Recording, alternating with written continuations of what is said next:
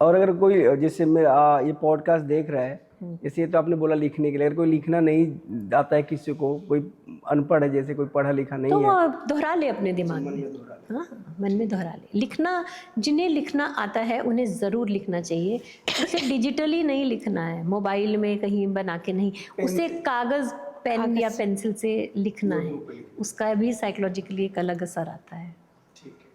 और एक ना वो जो डायरी है जिसमें आपने अपना शुक्रिया लिखा है, जब आप परेशान होते हैं, जब आप उसी में से वो पढ़ते हैं, कोई भी रैंडम पन्ना उठा के पढ़ते हैं, तो आपको अपना मैसेज कई बार उसी में से मिल जाता है, आपको कहीं जाने की ज़रूरत नहीं पड़ती। ये भी एक बहुत इंटरेस्टिंग चीज़ है, ये हमारी ट्राइड एंड टेस्टेड चीज़। मुझे कई बातों का हल मतलब भागवत गीता से मुझे मिल जाता है। मैं थोड़ा पढ़ता हूँ, थोड़ा पढ़ा भी हूँ मैं, मुझे बड़ा बिलीव है उस पर। मैं अब आपसे इस पर शेयर कर रहा हूँ चीज़ों को, तो मतलब मैं तो ऐसा मानता हूँ हर बिजनेसमैन को, चाहे जिसको भी लाइफ में अगर आगे कामयाब होना है, तो हर बिजनेस का सूत्र आपके भागवत गीता में लिखा हुआ है। बिल्कुल। तो मैं उसका सहारा कई बार लेता हूँ और मैं सफल भी होता हूँ बिल्कुल इन चीज़ों से। तो क्या ये इसमें आप बिलीव करती हैं भागवत? मैं 100% बिलीव करती हूँ। मुझे बड़ा पसंद है, मतलब कि मैं अभी तक अगर मेरे शॉर्ट में कोई पूछे ना, तो मैं यही बोलता हूँ कि दुनिया के सारे मतलब क्वेश्चन के जवाब वहाँ पे लिखा हुआ है। प्रॉब्लम का सॉल्यूशंस हैं, सारे सॉल्यूशंस हैं, बशर्ते कि आप उस नज़र से उसको देखें। हाँ, ये जरूर नजरिया सही होना चाहिए, है ना। अगर आप सिर्फ कहते हैं कृष्णा ये करते हैं गोपियों के साथ, हर चीज़ एक सिंबॉलिक होती है कई बार, लेकिन आप अपने अगर सही नज़रिए से देखते हैं, जैसी जिसकी भावना रहती है उसको वैसी वो ग्रंथ, वो पुस्तक, वो व्यक्ति उसको वैसा ही दिखता है। तो उसी भाव से अगर आप देखते हैं, आपको कर्म करना है, आपको फल की इच्छा नहीं रखनी है। अर्जुन की तरह वो सब मेरे रिलेटिव हैं, वो मेरे अपने हैं, मैं उनसे कैसे लड़ूं। तो नहीं कह रहे कि जाके अपने रिलेटिव्स के अगेंस्ट उठा के हमने हथियार उठा लेना है, लेकिन हमारा फोकस हमारे कर्म पे होना चाहिए, वो ये बात कहना चाहते हैं। ये नहीं कह रहे हैं कि आप उनसे झगड़ा कर लो। उनके लिए वैसा सिचुएशन था, उन्हें शस्त्र उठाना ही था, लेकिन हमारे लिए तो वैसा सिचुएशन नहीं है कि हम जाके अपने रिलेटिव से शस्त्र उठा के लड़ाई। हाँ, लेकिन अगर सिचुएशन आ जाए कि मैं या वो, तो आप किसे चुनेंगे? खुद को ही चुनेंगे। तो सिचुएशन, क्योंकि गीता में श्री कृष्ण भगवान भी कहते हैं कि कई जगह ऐसा भी चीजें हुआ है कि अगर आपके पेरेंट्स, आपका बाप गलत है, सपोज कीजिए, तो आप अपने बाप को थप्पड़ तो मार नहीं सकते। अगर आपने कोई चीज चोरी किया है और आपको पता चल गया है कि आपका बाप चोर है, तो अब आपको थप्पड़ थोड़ी मार सकते हो। लेकिन अगर आपके अंदर बुद्धि है, तो आप किसी तरीके से उसका एहसास करा सकते हो कि मेरा बेटा जान गया है कि मैं चोर हूँ। तब गलत को गलत कहने का तरीका कि छोटा हो चाहे बड़ा हो, अगर कोई हमारे सामने गलती कर रहा है तो उसको इस चीज़ का एहसास दिलाना जरूरी हो जाता है कि हाँ भाई, आप जो हो वो गलत हो। मैं जो मानती हूँ, हमें धर्मानुसार चलना चाहिए। धर्म अनुसार चलने का मतलब एज पर रिलीजन, या किसी रिलीजन में गलत चीज़ें भी हैं जो हम नहीं मानते हैं, मैं उसकी बात नहीं कर रही हूँ। धर्म का अनुसार, आप पुत्र हैं तो आपका पुत्र धर्म है। जैसे आपने कहा कि उसे थप्पड़ नहीं मार सकते, आपको रिस्पेक्ट से बात करनी है, लेकिन उसकी चुराई हुई चीज़ को लाके अगर आप यूज़ कर रहे हैं और आप उसको ब्लेम कर रहे हैं, तो ये धर्मानुसार नहीं होता। आप भी उसी चोर के भागीदार हो गए, क्योंकि आप यूज़ कर रहे हो। तो आप को बता देना है कि मैं भूखा सो जाऊंगा, लेकिन अगर जो तुम पैसा, ये जो खाना चुरा के लाए हो, मैं ये नहीं खाऊंगा। तो ये धर्मानुसार है। हर व्यक्ति का, हर रिश्ते का एक धर्म है, उस धर्म को निभाना है। तो वो समय के अनुसार से एक अंदर से किसी के अंदर विवेक बुद्धि होती है, समझ होती है, और आजकल लोगों में स्पेशली नई जनरेशन में वो ख़त्म हो रही है। जैसे रिस्पेक्ट करना, अब ये आप किसी के पैर छुएं या हाथ मिलाएं या नमस्ते करें, लेकिन कोई आया है उससे नज़र मिला के उसका वेलकम करना तो धर्म है ना। अब आप चाहे अंग्रेज़ हैं, चाहे हिंदू हैं, चाहे शहरी हैं, चाहे गांव के हैं, लेकिन आप एक किसी को रिस्पेक्ट तो करेंगे। ठीक है। अब आप कह रहे हैं कि मैं पैरों को हाथ लगाए, एक आजकल तरीका है, देख उधर रहे हैं, आधा फोन के तरफ हाथ नहीं गया, हाँ उधर से फोन सुन रहे हैं तो वो पैरों को हाथ लगाया। वो पैरों को हाथ लगाना नहीं, लेकिन अगर आपने अच्छे से नमस्ते भी की है तो वो ज्यादा रिस्पेक्टफुल है ना। अभी भी मैं जिस फैमिली से आता हूँ ना, तो जैसे कि मैं बिहार से हूँ, तो जैसे पंजाब में सत श्री अकाल बोलते हैं, हमारे यहाँ पैर छूने के बाद बोलते हैं भोजपुरी में गोड़ लागत नहीं, ऐसे एक भाषा बोलते हैं। मैं अपनी पर्सनल बात के घर की बात बता रहा हूँ। अगर हम उनको बोल दें नमस्ते चाहे प्रणाम, ऐसे ये चीजें कभी मिले आमने सामने, फोन पे भी वही बोलना है, और सामने मिले तो भी पैर छू के बोलना है। ये नहीं केवल जुबान बोल दिया प्रणाम, हाथ कुछ रिएक्शन नहीं हुआ, हाथ पैर नहीं उठा, तो हमारे घर का जो प्रतिक्रिया होगा, मेरे घर के जो मेंबर है, मतलब अगर उस भाषा में बोलूं तो एक हमारे का हिंदी भाषा में कि लात जूता मिलना सब मिल जाएगा घर से। आशीर्वाद जो तो नहीं मिलेगा। कि कहाँ से बन के आया, क्या सीख के आया, इसके अंदर संस्कार नाम का चीज ही नहीं है। तो संस्कृति और संस्कार जो है हमारा सोसाइटी को चलाने के लिए संस्कृति और संस्कार की बहुत ज़रूरत है, जो ख़त्म होता जा रहा है। मेरा भी एक ऐसा मानना है कि आप चाहे जिंदगी में जिस फील्ड में हो, चाहे जितना भी आप सक्सेस हो जाओ, आप नेक्स्ट लेवल का सक्सेस हो गए, आपके पास पैसे, गाड़ी, बंगला सब हो गया, लेकिन अगर आप कल्चरल नहीं हो, संस्कार आपके अंदर नहीं है, तो आप ना उस लाइफ को फील नहीं कर पाओगे, जो रियल जो फील होता है वो नहीं जी पाओगे लाइफ को। फिर आपकी लाइफ ना चकाचौंध वाली रह जाएगी, मतलब झूठी लाइफ ही रह जाएगी। तो चकाचौंध वाली लाइफ कुछ समय के लिए तो ठीक है, पर जब एंजाइटी होगी तो आपको रिलीफ कौन देगा? मैं वही बातें कह रहा हूँ।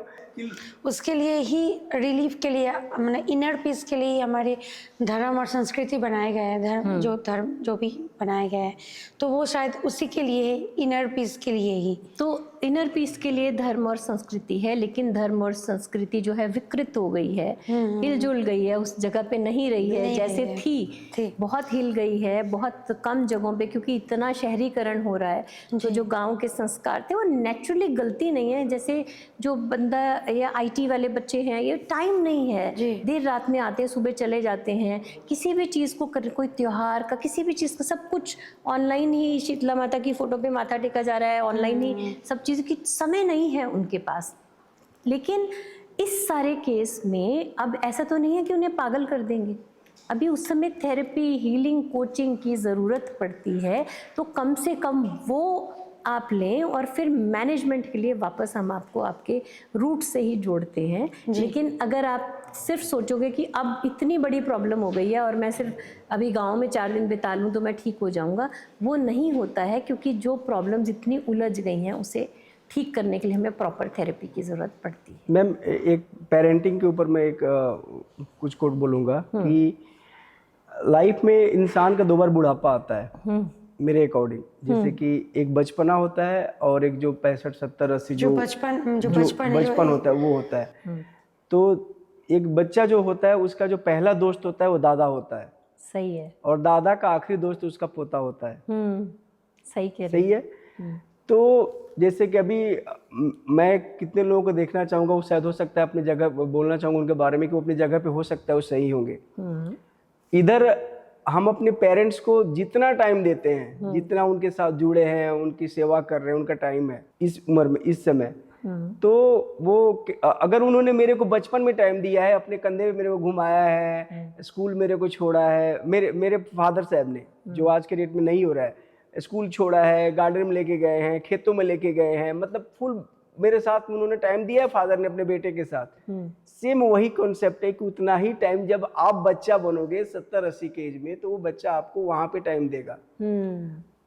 जो आपने इधर दिया तो आपको यही टाइम अब उस समय मिल रहा है। कर्मा यही पूरा होता है। ये कर्मा, मैं वही कर्मा की बात बता। हाँ। जिन लोगों ने यहाँ टाइम नहीं दिया वही लोग जाके वृद्धा आश्रम में रह रहे हैं। पेरेंटिंग की बात कर रहा हूँ, क्योंकि मैक्सिमम मैं कभी लाइफ में ना क्रेच सब सुना था, देखा नहीं था। जब मैं अपने बेटे को ले गया एडमिशन कराने के लिए प्ले वे में तो वहाँ पे ये बताया कि एक क्रेच वाले बच्चे हैं। मैं लिटरली बताऊँ, मतलब हम स्कूल का विजिट करने गए थे, तो वहाँ एक रूम बना हुआ था जहाँ वो बंकर वाला बेड होता है, तो वहाँ बच्चे सो रहे थे और जैसे मर्जी वैसे सो रहे थे। वहाँ कोई एक जो केयर टेकर होती है, केयर गिवर, वो बैठी हुई थी, बस नॉर्मल वो अपना फ़ोन पे बात कर रही थी या जो भी कर रही थी, और बच्चे जहाँ तहाँ बस जैसे मर्जी वैसे लेटे। तो अगर दादी देख रही है, तो इन्होंने ये चीज़ पहली बार देखा था। इन्होंने मुझे ये क्या है, ये अब स्कूल का टाइम तो जा चुका था। इन्होंने पूछा ये स्कूल का टाइम तो ऑफ हो चुका था, ये बच्चे कैसे ही यहाँ क्यों है? तो मैंने इनको बताया कि ये क्रेच है, जो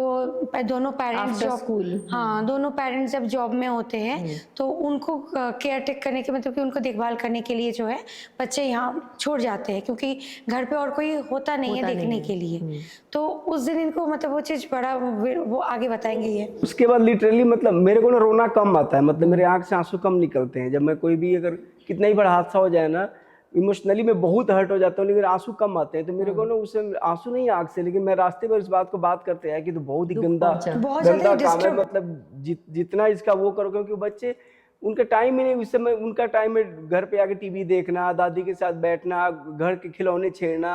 अब मेरे घर में आप जाओगे ना कि सुबह जब बच्चे चले जाते हैं उसके बाद ही इसको 1 घंटा लगता है सारा सामान अरेंज करने में। पूरा घर को सोफे पे खिलौने वगैरह, टीवी वगैरह, रिमोट वगैरह, कभी कभी तो रिमोट पता नहीं चलता इसी की रिमोट कहाँ गया, इसका रिमोट क्या, सब फेंके हुए रहते हैं, पूरा घर बिखरा हुआ रहता है। तो वो टाइम है उनका, वो अब नहीं करेंगे तो फिर कब करेंगे वो। तो वही चीज कह रहा था कि पेरेंटिंग, जो लोग कहते हैं कि बड़ा बुरा जमाना आ गया, तो पेरेंट को भी तो सोचना चाहिए कि हम भी तो उसके साथ बुरे कर रहे हैं, तो फिर हमारे साथ बुरा जमाना आएगा ही जब उनके साथ बुरा करेंगे। ये एक बात है कि पेरेंट्स बच्चों को समय दें और बच्चे जो हैं वो पेरेंट्स को समय दें, लेकिन कई बार ऐसा भी होता है कि पेरेंट्स ने बच्चों को समय दिया है लेकिन वो इतने आगे बढ़ गए हैं अपनी चकाचौंध के जीवन में कि उन्होंने अपने माँ बाप को छोड़ दिया है। हाँ, तो उनका ध्यान नहीं करते। ये भी है, ऐसा भी केसेस और बूढ़े माँ बाप ऐसे बहुत सारे हैं जो 70-80 साल की उम्र में उनको इतनी एंग्जाइटी है आज के दिन में कि हम कहाँ जाएं।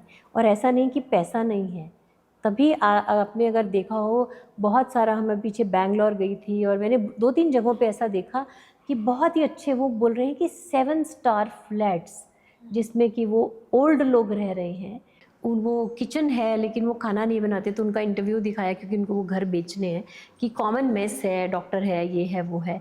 तो कम्युनिटी हाउसिंग जिसे कहते हैं ना, बहुत ही बढ़िया लेवल के सब एमिनिटीज़ के साथ फ्लैट हैं और कॉमन एरियाज़ हैं जब वो बुजुर्ग एक दूसरे से मिलते हैं ओल्ड लोग, और कॉमन मेस में खाना बनता है क्योंकि बच्चे वहाँ साथ नहीं।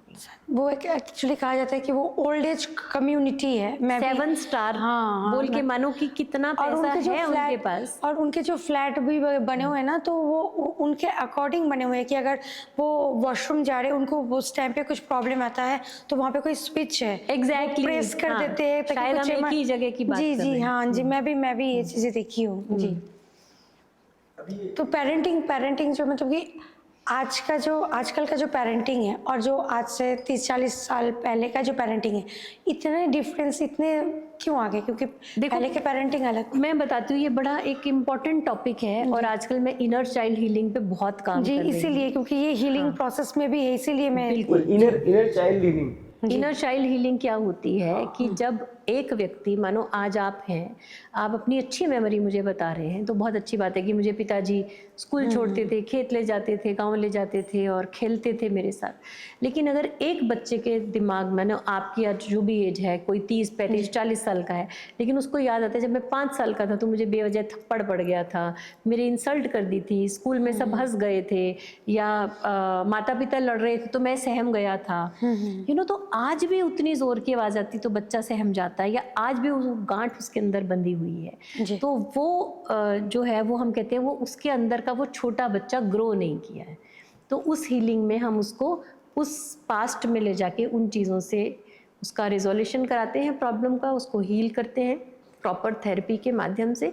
क्योंकि उस वजह से फिर दिक्कत क्या आती है कि वो मान लेता है कि मुझे माता पिता प्यार नहीं करते, या मैं ही पता नहीं, शायद मैं अडॉप्टेड हूँ, या वो उल्टे सीधे, क्योंकि छोटा बच्चा है ना, कुछ तो वो अपने दिमाग में कंक्लूजन बना लेता है और उसकी वजह से कई बार उसका बिहेवियर अपने बाकी भाई बहनों से, अपने माता पिता से खराब होता है।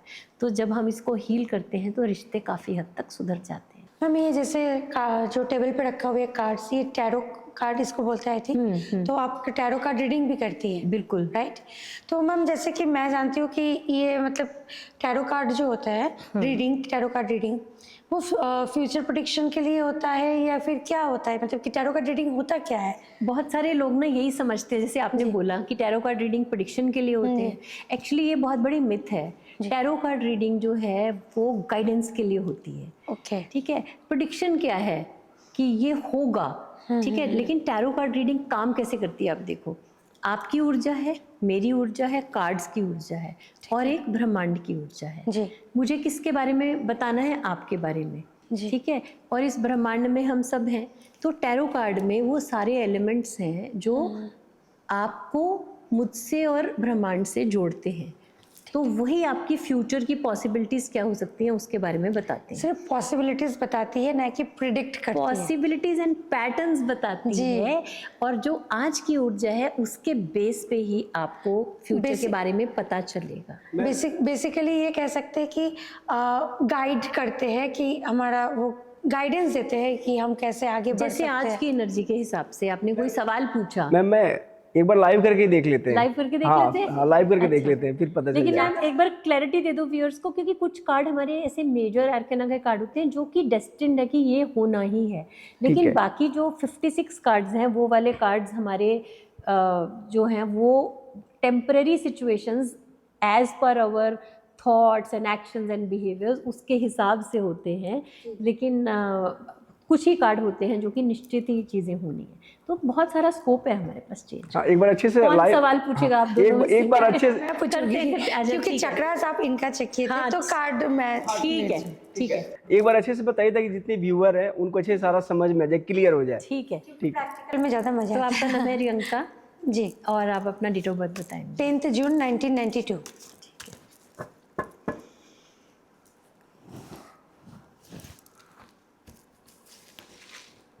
ठीक है, अपना सवाल पूछिए। अपना सवाल अपना स्पेसिफिक सवाल पूछना है आपको, कार्ड मैं निकालूंगी आपके लिए। ओके। अभी हमने ये पॉडकास्ट स्टार्ट किया है, ठीक है। तो इस करियर में मैं कितना सक्सेस रहूंगी? ओके क्योंकि करियर से रिलेटेड सबको जाने का इच्छा होता है। ठीक है।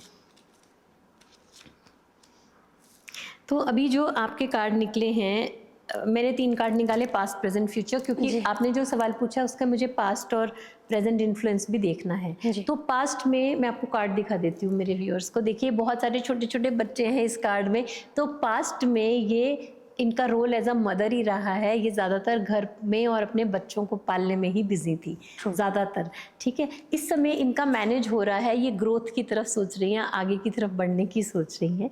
और फ्यूचर में ये माइनर आर्कैना का कार्ड है, ये मेजर इन्फ्लुएंस है जहाँ आप ग्रोथ के बारे में सोच रही हैं। ये माइनर कार्ड है, यानी पिछले कुछ समय से आप थोड़ी स्पीड से, पैशनेटली, एग्रेसिवली आगे इस काम में आगे बढ़ने की प्लानिंग कर रही हैं जी। ठीक है। तो इस तीनों कार्ड्स के बेस पर देखिए, 2 कार्ड एक फीमेल के कार्ड हैं, तो फीमेल की एनर्जी है, ग्रोथ की एनर्जी है, और ये वॉन्ड्स का कार्ड है, ये पैशन दिखाता है, ये दिखाता है कि आप फुल स्पीड से इस चीज़ में आगे बढ़ रही हैं। बट जितनी स्पीड से आप बढ़ना चाहती हैं, अभी कहीं ना कहीं आपका इमोशनल अंदर से लग रहा है ऐसे नहीं हो रहा, मुझे एग्जैक्टली ऐसे चाहिए, तो कहीं बैक ऑफ द माइंड वो भी पीछे चल रहा है आपकी जनरल एनर्जी में। तो अगर आप इस चीज़ को फिक्स कर लेंगी, ओवरऑल आपने जैसे हाँ या ना में पूछा कितना स्कोप है, तो अच्छा स्कोप है, आप आगे बढ़ सकती हैं। जिस ऊर्जा से आप आगे बढ़ रही हैं वो काफ़ी पॉजिटिव है। Thank you. तो इसी तरह से देखते हैं, बिल्कुल हाँ या ना अगर आप पूछें कि होगा या नहीं होगा, ऐसे नहीं होता। ये देखते हुए कि पास्ट में आपने क्या किया, अब आप किस तरफ आगे बढ़ रहे हो। तो मुझे प्रेजेंट कार्ड पोटेंशियल दिखा रहा है, और पास्ट में क्यों नहीं आपने किया उसका रीज़न दिखा रहा है। जी, जैसे अभी कोई, मैं आम इंसान की बात करूँ, जैसे कोई भी लाइफ में जब कोई काम, चाहे कुछ नया चीज़ स्टार्ट करना चाहते हैं, तो उनके माइंड में ये चीज़ ज़रूर चलता है कि मैं अभी सक्सेस होंगी कि नहीं, इस फील्ड में होंगी कि नहीं, या मुझे किसी और फील्ड में जाना चाहिए, या क्या करना चाहिए। आई थिंक इस सब चीज़ का क्लैरिटी के लिए ऑप्शन एक ये है कि क्या मुझे ये करना चाहिए, तो ये ऑप्शन सवाल है, ये भी आप पूछ सकती हैं। तो आप ही के सवालों के माध्यम से व्यूअर्स को जवाब मिल जाएगा। प्लीज तो क्या मुझे इसी फील्ड में जाना चाहिए, तो क्या दूसरा ऑप्शन आपके पास है, या वो एनी अदर को लेके चलें? जी, दूसरा सवाल है आपके पास इसके अलावा? एक आप पॉडकास्ट करना चाहती हैं, और सेकंड क्या ऑप्शन है? और मैं पॉडकास्ट के साथ साथ एक कुछ बिजनेस भी करना चाहती हूँ ऑनलाइन। क्या वो बिजनेस आपके दिमाग में है? आप चाहे मुझे ना बताएं, पर क्या आपके दिमाग में? हाँ, मेरे दिमाग में है। तो हम उसी बिजनेस जो आपके दिमाग में है उसको लेके चल रहे हैं, ठीक है। एक कार्ड है पॉडकास्ट का और एक कार्ड है ऑनलाइन बिजनेस का।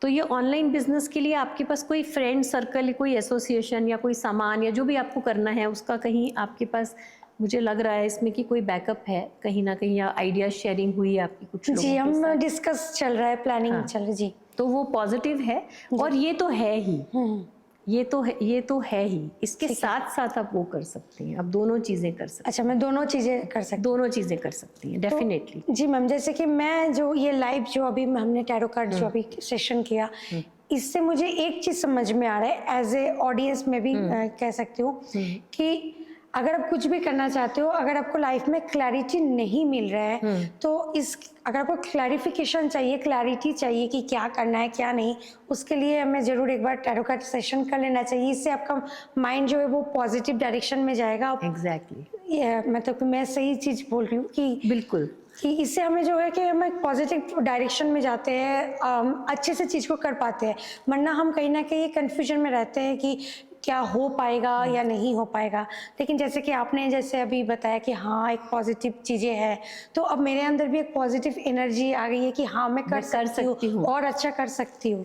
इसमें अगर नेगेटिव कार्ड आ जाता जी। तो हम फिर ये भी देखते हैं कि उसमें क्या नेगेटिविटी क्या है, ऑब्स्टिकल क्या है, उसके लिए भी हमारे पास कार्ड है, और सॉल्यूशन क्या है वो भी हम कार्ड के थ्रू फिर मतलब कि अगर कुछ नेगेटिव आता है तो आप उसका भी ऑब्स्टेकल जो है उसको भी आप बता देते हैं, मतलब सॉल्यूशन भी आप बता देते हैं अगर नेगेटिव को। जैसे इनमें से दोनों मेजर आर्केना के कार्ड नहीं आए तो पूरा डिपेंड करेगा कि आप अपनी कैसी ऊर्जा लगाती हैं इस पे। अगर मेजर के नेगेटिव आते तो फिर तो मना ही हो जाता है, अगर मेजर के पॉजिटिव आते तो हो ही जाता है, क्योंकि इतना ज़्यादा आपको लक का साथ मिल रहा है। लेकिन कई बार कार्ड माइनर आर्केना के नेगेटिव आ जाते हैं, जहाँ पे हमें ये देख सकते हैं कि अब इसमें ऑब्स्टिकल क्या है। अब हम इसमें इस आपकी रीडिंग में ये देख सकते हैं कि इसको बेटर कैसे कर सकते हैं। ओके। तो जैसे मैं आपकी दोनों चीज़ों के लिए देख लेती हूँ। ये पॉडकास्ट के लिए निकाला, 2 कार्ड आ रहे हैं, दोनों निकाल लेते हैं। और ये आपका जो कोई ऑनलाइन काम आपने सोचा है, ठीक है। तो देखिए, अब आप देखें कि कार्ड्स आपके सामने खुले हैं। पहला मैंने कार्ड ये निकाला था आपका पॉडकास्ट के लिए, ठीक है। ये कार्ड थोड़ा स्लो मूवमेंट का कार्ड है। तो मैंने आपको बोला कि 1 वीक से आप थोड़ा एग्रेसिवली पैशनेटली सोच रही हैं कि मुझे ये काम करना है, लेकिन ओवरऑल ये काम थोड़ा स्लो एंड स्टडी चल सकता है, लेकिन पीछे नहीं जा रहा, लेकिन धीरे आगे बढ़ेगा। तो पेशेंस रखने की ज़रूरत है इस काम में रिजल्ट लाने के लिए, ठीक। उसके बाद इसके अंदर और बेटर कैसे कर सकते हैं, अगर कुछ गलतियां पास्ट में की हैं हमने, यानी कि काइंड ऑफ वीडियोस या आप रेगुलर नहीं थे, जो भी गलतियां वो आपको पता है, वो यहाँ से कार्ड से नहीं पता चल रही, बट जो गलतियां आपने पहले की हैं, सेल्फ इंट्रोस्पेक्शन करिए, खुद देखिए कि वो क्या गलतियां की हैं, उसके बेस पे आगे बढ़िए। अब इंटरेस्टिंग चीज़ ये है, ये वाला कार्ड था आपका ऑनलाइन बिजनेस के लिए। तो मैंने कहा आपने आइडियाज़ शेयर किए हैं लोगों के, सब देख रहे हैं ये मिलजुल के कुछ हो रहा है, एंड ये आइडियाज़ का ही कार्ड है, कप्स कार्ड, ये आइडियाज़ का ही कार्ड है। अब इसमें आपको बेहतर क्या करना चाहिए, ये कार्ड आ रहा है जो कि ऑलरेडी इसमें भी है सेम, इसमें, ठीक है। तो कहीं ना कहीं इस कार्ड की ऊर्जा 2 बार आ गई जी। इसका भी खास मतलब होता है, यानी कि आपकी चीज़ें उस स्पीड पे आगे नहीं बढ़ती जिस स्पीड पे आप चाहते हो। आइडियाज़ और माइंड जिस स्पीड पे चलता है, एक्चुअली फिजिकली या एक्चुअली चीज़ें उस स्पीड पे आगे नहीं बढ़ती। तो अब इसमें नेगेटिव कार्ड कोई नहीं आया, लेकिन मैं एज अ साइकोलॉजिस्ट आपको ये बोल सकती हूँ कि कभी कभी उस व्यक्ति को फ्रस्ट्रेशन हो जाती है। अब इसमें से सॉल्यूशन क्या है, आपको पेशेंस रखनी है, बिकॉज ये card slow and study growth का है। अगर आप फ्रस्ट्रेट होकर छोड़ दोगे और काम को आगे नहीं बढ़ाओगे तो फिर लाइफ में कभी कुछ नहीं कर पाओगे, और 1, 2, 3, 4 डिफरेंट कामों पे जंप करते रहोगे तो भी कुछ नहीं होगा। तो सॉल्यूशन यही है कि एक चीज़ को पकड़ा है उसे आगे ले जाइए। 2 को इकट्ठी कर सकते हैं, दोनों को आगे ले जाइए। तो ये जो बताइए चीज़, अब मेरी इसके लिए मैं मास्टर हूँ, मैं पेशेंस से मैं कोई काम करता हूँ तो मेरे को रिजल्ट से नहीं होता कि मुझे आज चाहिए, चाहे 10 साल में, लेकिन मैं करूँगा तो यही करूँगा, ये मेरे अंदर है। ये अच्छा, हर व्यक्ति डिफरेंट है ना, किसी के अंदर एक चीज़ कोई एक क्वालिटी है, दूसरे में दूसरी क्वालिटी है। अब अगर कोई किसी की ऐसी सनसाइन है जो बहुत फायर एनर्जी वाला व्यक्ति, उसको स्लो एंड स्टडी कार्ड आ जाए तो बोले मेरी ये क्या तुम कछुआ की छाल से चल रहे हो, मुझे तो प्लेन से पहुंचना, इतनी स्पीड चाहिए, है ना। और कोई व्यक्ति ऑलरेडी स्लो एनर्जी का कार्ड है, वो बहुत धीरे धीरे आराम से करना चाहता है, पेशेंस से, और उसको आ जाएगी तुम्हें स्पीड से भागना है तो वो बौखला जाएगा। हर व्यक्ति अलग अलग है और सब ठीक है। वी रिस्पेक्ट ऑल एनर्जीज, क्योंकि दुनिया उसी से चलती है। जैसे कि हमारे जो भी ऑडियंस देख रहे हैं, अगर वो भी अपने लाइफ में कुछ प्लानिंग कर रहे हैं करने का, मतलब बिजनेस स्टार्ट करने का या कोई भी करियर ऑप्शन चूज करने का, स्टडी करने का, उनको अगर क्लैरिटी नहीं मिल रहा है तो अगर वो चाहे तो एक बार आपसे भी कांटेक्ट कर सकते हैं, कमेंट में लिख सकते हैं, ताकि उन्हें भी क्लैरिटी मिल जाएगा। क्योंकि लाइफ में मेरे हिसाब से क्लैरिटी का होना बहुत ज़रूरी है। जब हमें किसी एक चीज़ में क्लैरिटी मिल जाता है तो मेरा ऐसा मानना है कि हम उस चीज़ में बहुत अच्छा कर सकते हैं और हम अपना स्पीड बढ़ा के या जैसे भी हो उसको बेहतर करके आगे बढ़ सकते हैं। तो इस चैनल के मतलब कि इस पॉडकास्ट के माध्यम से मैं अपने ऑडियंस को बोलूँगी, अगर आपको अपने लाइफ में क्लैरिटी नहीं मिल रहा है तो आप अपने आसपास या हमारे पॉडकास्ट के माध्यम से मैम के पास आके भी पूछ सकते हैं। अच्छा, खत्म होने के पहले मैं आपसे 2-4 क्वेश्चन करना चाहता हूँ, छोटे छोटे क्वेश्चन में लिख के लाया था। जरूर। वो मैं खत्म करने से पहले इसको करते हैं। अच्छा, लोग टैरो और एस्ट्रोलॉजी में से एस्ट्रोलॉजी पे तो विश्वास कर लेते हैं, लेकिन टैरो उनको समझ में नहीं आता। टैरो ना हमारी ऊर्जाएं, जो करंट ऊर्जा है उस पर्सन की, जो इस समय प्रेजेंट ऊर्जा है, उसके बेस पे आपको गाइडेंस देता है। एस्ट्रोलॉजी में कई बार जो लिख दिया है वो पत्थर पे लिख, क्योंकि जो आपका जन्म हुआ, जो समय था, कुंडली बन गई। लेकिन अगर आपने अपने आप को बदल लिया, अपने अपने विचार बदल लिए, अपना लाइफस्टाइल बदल लिया, पॉजिटिव या नेगेटिव जो भी बदल लिया, कुछ लोगों का बहुत बड़ा बदलाव होता है जीवन में, अगर बदल लिया तो टैरो उस ऊर्जा को सेंस करता है, पकड़ लेता है। लेकिन एस्ट्रोलॉजी में तो लिखा हुआ है कि ये ख़राब चल रहा है या ये ठीक चल रहा है। तो कुछ मामलों में मुझे टैरो से ज़्यादा बेनिफिट होता हुआ दिखता है, क्योंकि वो आपकी प्रेजेंट ऊर्जा को, कि अब आपको इस हालात में ये 2 ऑप्शन है, ये 3 ऑप्शन है, इसमें क्या करना चाहिए, तो इसमें काफ़ी फ़ायदा देता है। जी, क्योंकि हमें ऑप्शंस पता चल जाते हैं, हम उसके अकॉर्डिंग सॉल्यूशन निकाल सकते हैं, राइट। मानो 3 लड़के हैं, अब एक लड़की को शादी करनी है, ठीक है, एस्ट्रोलॉजी में तो दिख रहा है कि उसकी कब शादी होगी, ये दशा सही चल रही है, समय सही चल रहा है, बट अब वो XYZ किससे करे, या इन तीनों शहरों में से किस में जाके अपना जॉब करे, इस तरह के जब ऑप्शन सवाल होते हैं, टैरो से बहुत ही बढ़िया जवाब आता है। मैम, पहला है मेरा कि क्या पहला रीडिंग आपने अपने लिए किया था या किसी और के लिए? देखो, मुझे ठीक से याद नहीं है, बहुत साल हो गए, लेकिन अपने लिए किया था शायद, क्योंकि जब हम टैरो सीखते हैं तो हम एक कार्ड ऑफ द डे करते हैं कि हमारी आज के लिए हमारी गाइडेंस क्या है। तो उसी गाइडेंस के साथ अगर कोई सवाल आया तो अपने लिए या अपने बच्चों के लिए, अपने पति के लिए कुछ ऐसा ही कुछ रीडिंग किया गया होगा ज़रूर। टैरो कार्ड्स के बारे में सबसे बड़ी गलतफहमी लोगों की क्या होती है? लोगों को लगता है एक तो ये प्रेडिक्शन करते हैं, ओके, ठीक है, प्रेडिक्शन एक डिफरेंट वे में करते हैं, और कुछ लोगों को लगता है ये इविल है, ये गलत है, मतलब इसमें से कोई नेगेटिव ऊर्जा निकल रही है। तो ये वाली थोड़ी सी गलतियाँ, या बहुत ही जो साइकिक हैं या किसी अलग ही लेवल के लोग हैं, वही टैरो कार्ड रीडिंग कर सकते हैं। सबसे मिस्टीरियस या रेयर कार्ड कौन सा होता है और क्यों होता है? देखो, रेयर तो कोई नहीं, क्योंकि 78 कार्ड्स हैं तो सब बराबर कार्ड हैं। ठीक है। मिस्टीरियस कार्ड से अगर आपका ये मतलब है कि वो कार्ड जो बताना अपनी मतलब बता ना पा रहा हो कि मेरी ऊर्जा क्या है, तो उसमें एक हाई प्रिस्टेस का कार्ड आ रहा है। अब तो मैंने बंद कर दिए कार्ड्स, कुछ बीच में चले गए। तो एक कार्ड होता है हाई प्रिस्टेस का, 2 नंबर कार्ड होता है वो। तो वो कार्ड में वो सीक्रेट्स रखती है हाई प्रिस्टेस।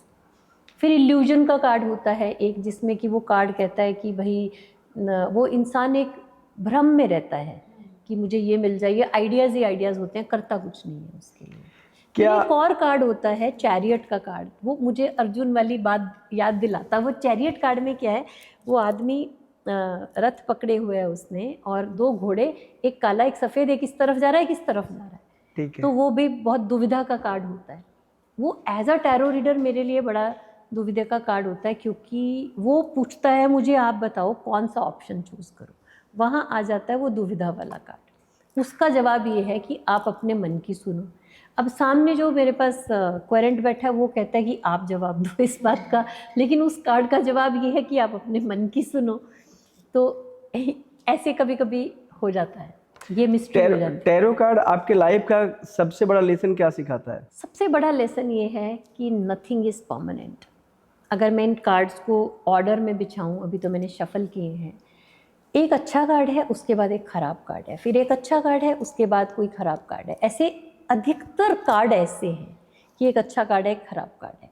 तो नथिंग इज़ परमानेंट। रात के बाद सुबह, सुबह के बाद रात आएगी, है ना। एक ख़राब कार्ड है, बहुत ही ड्रास्टिक तूफान आ जाएगा, झगड़े हो जाएंगे, एक्सीडेंट, कुछ भी हो सकता है। और उसके बाद कार्ड आ रहा है कि कुछ बहुत ही अच्छा नई शुरुआत हो रही है। मैम, जब कार्ड निगेटिव शो कर रहा हो तो आप उस समय क्लाइंट को कैसे हैंडल करते हैं ताकि वो डीमोटिवेट ना हो? ये सबसे मुश्किल काम है। इसमें सबसे बड़ी बात एक तो ये ध्यान रखना है कि उसको झूठी काउंसलिंग देने के लिए झूठ नहीं बोलना है कि सब ठीक हो जाएगा। ठीक है। उसको बताना है कि ये प्रॉब्लम है, इस प्रॉब्लम की इंडिकेशन है, पॉसिबिलिटी है, ये हो सकता है। या मानो पास्ट में भी हमें दिख रहा है, जैसे आपका पास्ट प्रेजेंट फ्यूचर, के पास्ट में भी हुआ है, प्रेजेंट में भी आप इस स्ट्रेस से चल रहे हैं, अभी फ्यूचर के आने वाले कुछ समय भी ऐसा ही चलेगा। तो उसे बताना है कि आपके सामने अभी ये समय चलेगा, पर आपको अपने आप को प्रिपेयर कैसे करना है, उसके लिए अपनी लाइफ को मैनेज कैसे करना है।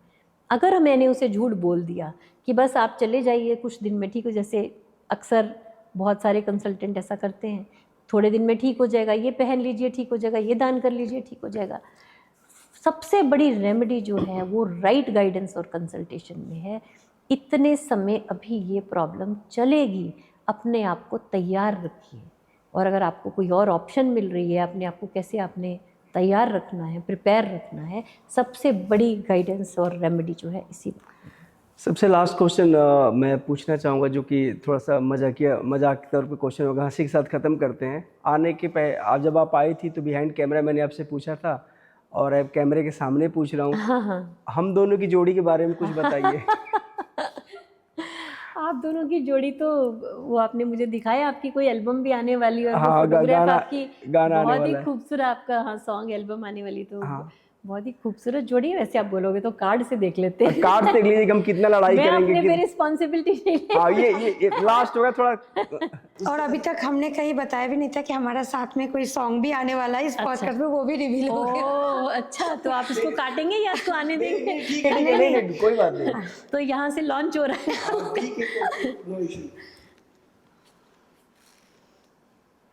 तो आपकी जोड़ी बहुत ही बढ़िया जोड़ी है। देखिए ये एक 6 नंबर कार्ड आ रहा है, जो कि अगर शुक्र का तो सबको पता है कि शुक्र जो है लग्जरी के, वीनस के 6 नंबर है, और शादी ब्याह के, प्रेम का बेसिकली शुक्र जो है वो प्रतीक है।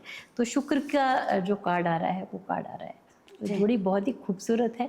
आपका गिव एंड टेक दोनों का बहुत बैलेंस है। मतलब जहाँ एक होता है ना बैलेंस होता है कि आप प्रोटेक्शन दे रहे हैं, वो केयर दे रही है, जो एक मेल फीमेल में रिलेशनशिप होना चाहिए, तो वो एकदम परफेक्ट है। और आप में से एक व्यक्ति जो है बहुत क्विक डिसीजन लेता है, मतलब आप लड़ पड़ते तो जल्दी इसको सॉल्व करके खत्म कर। वो बताओ, मैं ही हूँ। हमारी एक चीज मैं चीज बता देता हूँ आपको, और ये हमारी चीज बड़ा सवाल आपने ही पूछा है ना, इसलिए हाँ, आपके लिए है। ये बड़ी अच्छी बात बता रहा हूँ। शायद हो सकता है कि ये हम दोनों कपल से किसी और को भी सीख मिल जाए। हाँ। मैंने बोला है, कई बार बोला है मैंने, कि हमारी लड़ाई वगैरह हमारी होती है, हर का हस्बैंड वाइफ की होती है, कभी कुछ होती किसी बात होनी भी पे। चाहिए। हाँ, जहाँ नहीं होती वहाँ प्रॉब्लम, वहाँ भी प्रॉब्लम होती है। तो हमने एक वो लिया, डिसीजन लिया, मतलब दोनों, मैं भी चाहिए भी, कि रात को कुछ भी हो जाए, सुबह ऐसा लगना चाहिए कि रात को कुछ हुआ ही नहीं है हमारे बीच में। और मतलब रात की आंधी सुबह को खराब नहीं कर सकती। मतलब ये नहीं कि रात को तुमने ये बोला, चाहे ऐसा हो, चाहे वो बिल्कुल स्विच हो जाता है। तो रात को लड़ लेना चाहिए आधी रात में उठ के।